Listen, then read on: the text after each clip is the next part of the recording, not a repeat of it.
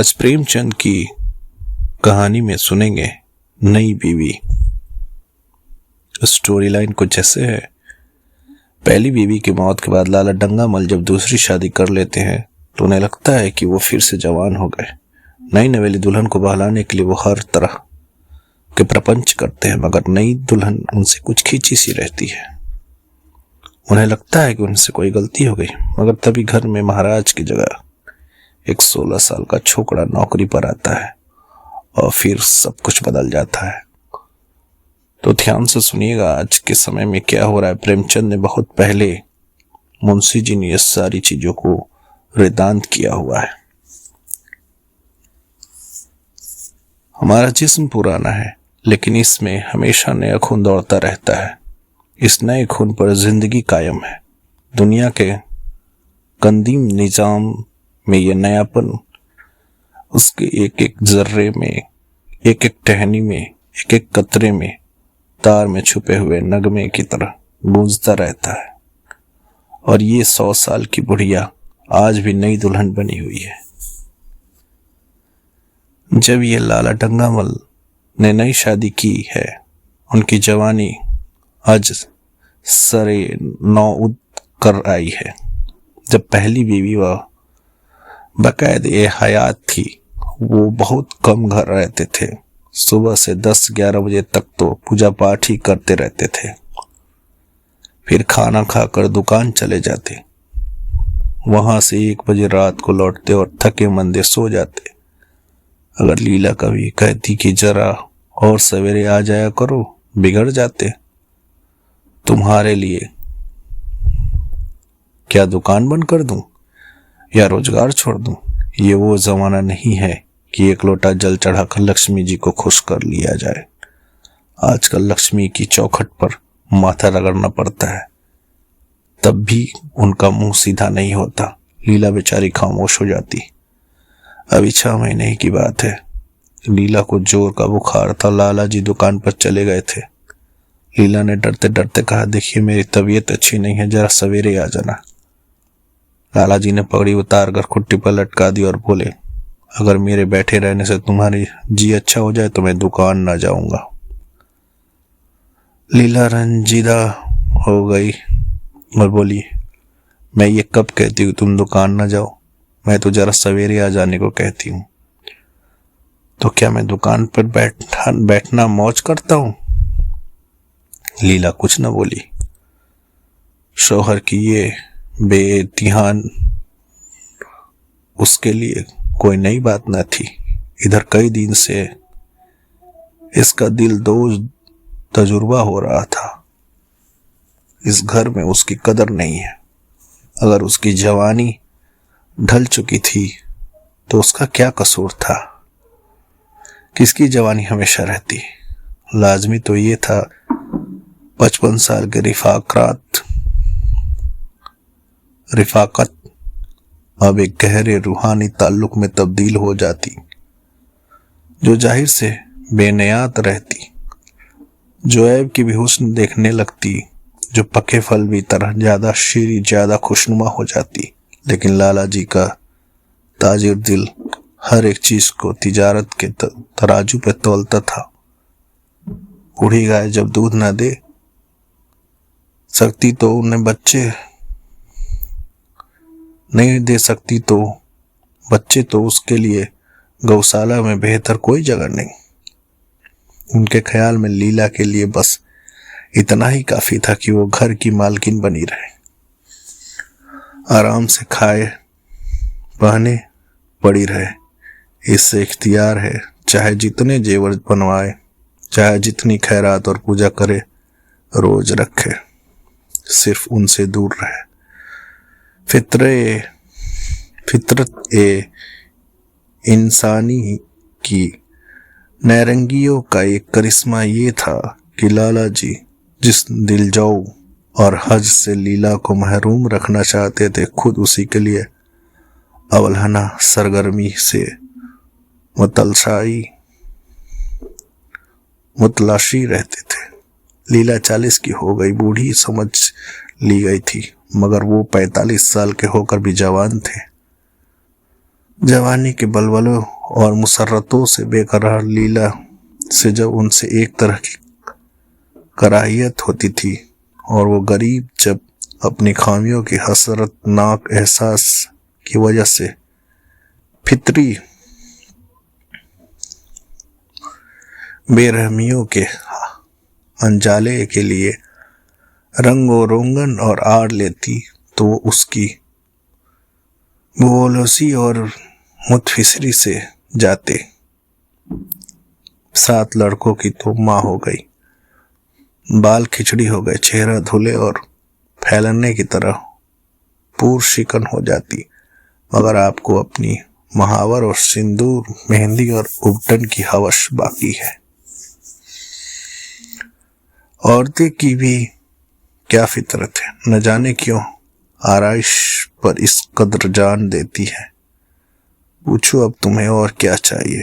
क्यों नहीं दिल को समझा लेती कि जवानी रुखसत हो गई और उन तदबीरों से वापस नहीं बुलाया जा सकता, लेकिन वो खुद जवानी का ख्वाब देखते रहते थे। तबीयत जवानी से सैर न होती, जाड़ों में कुश्ती और माजूनों का इस्तेमाल करते रहते थे। हफ्ते में 2 बार खिजाब लगाते और किसी डॉक्टर से बंदर गुदगुदे के इस्तेमाल से मुताल्लिक खतो खिताब कर रहे थे। लीला ने उनसे शश हो पंज की हालत में खड़ा हो देख मायूसाना अंदाज में कहा, कुछ बतला सकते हो कि क्या बजायोगे? लाला जी ने मुलायम लहजे में कहा, तुम्हारी तबीयत आज कैसी है? लीला क्या जवाब दे? अगर कहती तो बहुत खराब होता, तो शायद ये हजरत वही बैठ जाए और उसे जलीकटी सुनाकर अपने दिल का बुखार निकाले। अगर कहती कि अच्छी हूं तो बेफिक्र हो जाते। 2 बजे रात की खबर लाए। डरते डरते बोली, अब तक तो अच्छी थी, लेकिन अब कुछ भारी हो रही है। लेकिन तुम जाओ दुकान पर, लोग तुम्हारा इंतजार कर रहे होंगे, मगर ईश्वर के लिए एक दो ना बजा देना। लड़के सो जाते, मुझे जरा भी अच्छा नहीं लगता, तबीयत घबराती है। सेठ जी ने लहजे मोहब्बत की चाशनी देकर कहा, 12 बजे तक आ जाऊंगा जरूर। लीला का चेहरा उतर गया। 10 बजे तक नहीं आ सकते? 11:30 बजे से पहले किसी भी तरह नहीं।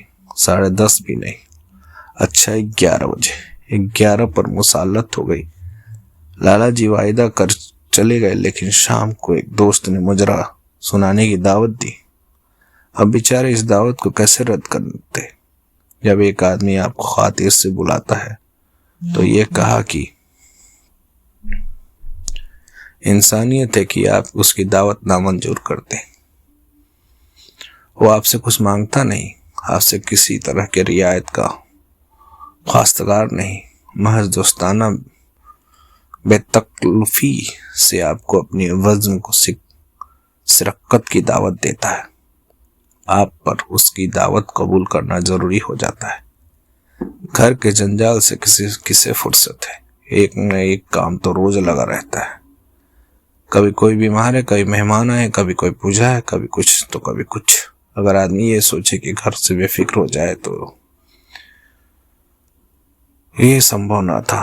दोस्ताना मरसिम मरक्कतें कर लेते, उसे शायद घर के किसी भी फरागात नसीब हो।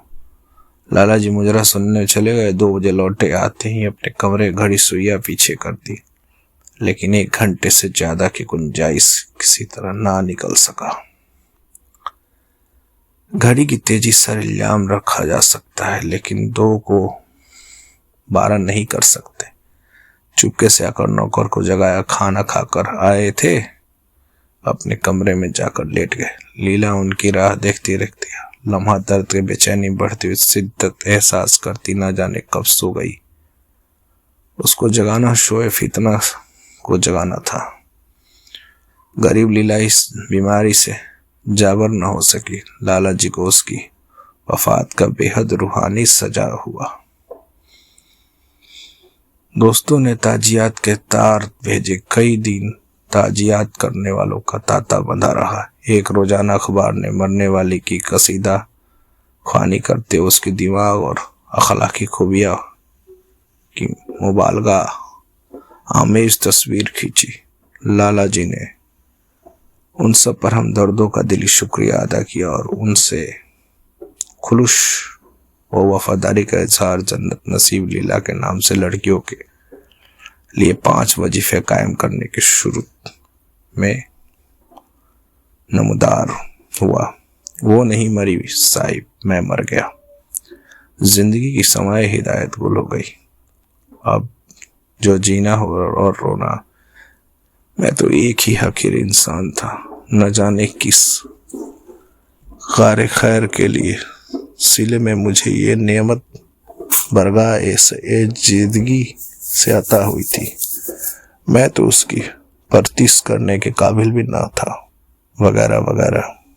6 महीने की उजलत के नफस कुसी के बाद लाला डंगामल ने दोस्तों के इशारा से दूसरी शादी कर ली। आखिर गरीब क्या करते।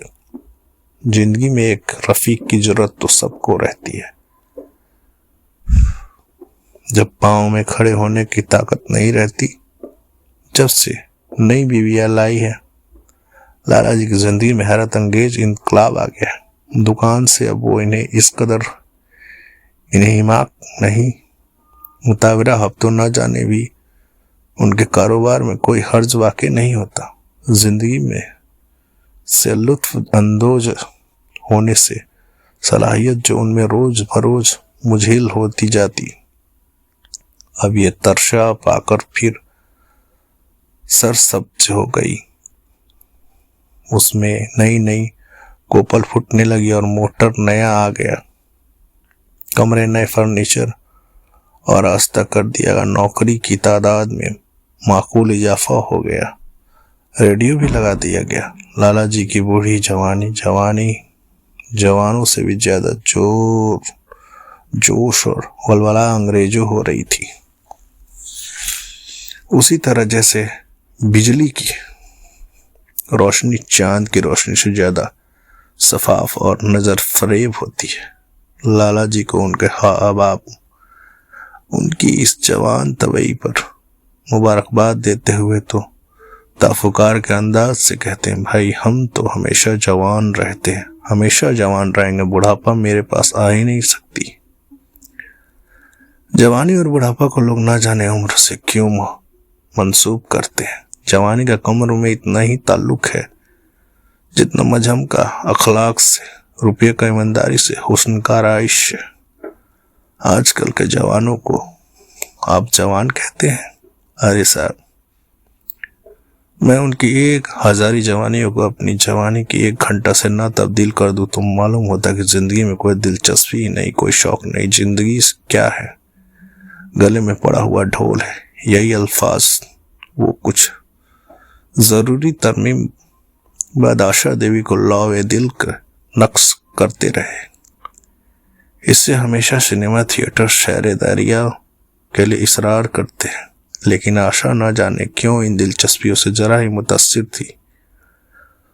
वो चाहती तो अगर मगर बहुत इसरार के बाद एक दिन लाला जी ने आकर कहा, चलो आज बजरे का दरिया के सैर कराएं। बारिश के दिन थे, दरिया चढ़ा हुआ था। अब्र की कतारों ने बैन उल अक़वामी फौज की सी रंग बिरंगी वर्दियां पहने आसमान पर कवायद कर रही थी। सड़क पर लोग मलार और 12 मासे गाते चले जा रहे थे। बागों में झूले पड़ गए थे। आशा ने बेदिली से कहा, मैं ही तो जी नहीं चाहता। लाला जी ने तो तादीब आमेज इसरार से कहा, तुम्हारी कैसी तबीयत है जो सैर और तफरीह की जानी माइल नहीं होती? आप जाइए, मुझे और काम करने हैं। काम करने को ईश्वर ने आदमी दे दिया, तुम्हें काम करने की क्या जरूरत है? महाराज अच्छा सालन नहीं पकाता, आप खाने बैठेंगे तो यूं ही उठ जाएंगे। आशा अपनी फुर्सत का बेशतर हिस्सा लाला जी के लिए अनवाश एक शाम के खाने पकाने के सर्फ करती रहती थी। इसी ने सुन रखा था कि एक खास उम्र के बाद मर्दों की जिंदगी खास दिलचस्पी लज्जतें जवान रह जाती है। लाला जी की दिल की कली खिल गई। आशा को उनके किस कदर मोहब्बत है। शहर को उनकी खिदमत पर कुर्बान कर रही है। एक लीला थी, कहीं जाऊं पीछे चलने के तैयार, पीछा छोड़ाना मुश्किल हो जाता था। बहाने करते हुए पड़ते थे, खामखा सर पर सवार हो जाती थी और सारा मजा किरकिरा कर देती थी। बोलो, तुम्हारी भी अजीब तबीयत है। अगर एक दिन सालन में मजा ही रह गया था तो तूफान आ जाएगा। आशा ने जैसे गले से फंदा छुड़ाते हुए कहा, आप भी तो मुझे उधर उधर घुमाकर मेरा मिजाज बिगाड़ते रहते। ये आदत पड़ जाएगी तो घर के धंधे कौन करेगा। लाला जी ने फैजाना को लहजे में कहा, मुझे घर के धंधों की जरा बराबर परवाह नहीं है, बाल की नोक बराबर भी नहीं। मैं चाहता हूँ तुम्हारा मिजाज बिगड़े और तुम इस घर की चक्की से दूर हो और मुझे बार बार आप क्यों कहती हो। मैं चाहता हूँ तुम मुझसे की सलावत सुनाओ, लेकिन तुम मुझे आप कह रही हो जैसे देवता ने सिंहासन पर बैठा रखी हो। मैं अपने घर में देवता नहीं, शरीर का छोकरा बनकर रहना चाहता हूँ। आशा ने मुस्कुराने की कोशिश करके कहा, ए नौज, भला मैं आपको तुम कैसे कहूंगी। तुम बराबर वालों को कहा जाता है, बड़ों को नहीं। मुनीम जी ने 1 लाख के घाटे का पुरमाल खबर सुनाई होती तब भी लाला को शायद इतना सदा न होता जितना आशा के भोले भोले अल्फाज से हुआ। जैसे दिल बर्फ सा बैठ गया हो। सर पर बाकी रखी हुई रंगीन फूलदार टोपी, गले में पड़ी जोगिया रंग रेशमी चादर, वो बेलदार कुर्ता जिसमें सोने से बटन लगे थे, ये सारा ठाठ जैसे मजहक मालूम होने लगा। जैसे सारा नशा किसी मंत्र से उतर गया। दिल शिकस्त होकर बोले, तो तुम्हें चलना है या नहीं। मेरा जी नहीं करता तो मैं ना जाऊं। मैं आपको कब मना करती हूँ, फिर कहा। आशा ने जैसे अंदर से जोर कर लगा कर कहा, तुम, और उसका चेहरा शर्म से सुर्ख हो गया। हाँ, इसी तरह तुम कहा करो तो तुम नहीं चलो रही हो। अगर मैं कहूं फिर भी नहीं, तब चलूंगी। आपके हुक्म की पाबंदी मेरा फर्ज है। लाला जी हुक्म न दे सके। फर्ज और हुक्म जैसे लफ्ज से उनके कानों में खराश होने लगी। खिसियानों को होकर बाहर चले। उस वक्त आशा को उन पर रहम आ गया। बोली, तो कब तक लौटोगे। मैं नहीं जा रहा हूँ। अच्छा, तो मैं भी चलती हूँ। जिस तरह के जिद्दी लड़का रोने लगता वैसे मुतालबा ठुकरा देता, उसी तरह लाला जी ने रोना मुंह बनाकर कहा, तुम्हारा जी नहीं चाहता तो ना चलो। मैं मजबूर नहीं करता। आप नहीं तो तुम बुरा मान जाओगे। आशा सैर करने के लिए लेकिन उमंग नहीं थी। मामूली सी साड़ी पहने हुए वही पहने पर चल पड़ी। ऐसी बातों को लाला ने दिल से झुरझुला कर शादी की थी। जिंदगी का लुत्फ उठाने के लिए झिलमिलाए हुए चिराग में तेल डालकर उसे रोशनी के लिए। अगर चिराग की रोशनी तेज न हुई तो तेल डालने से क्या फायदा। न जाने उसकी तबीयत क्यों इन कदर खुश और अफरसदा जैसी।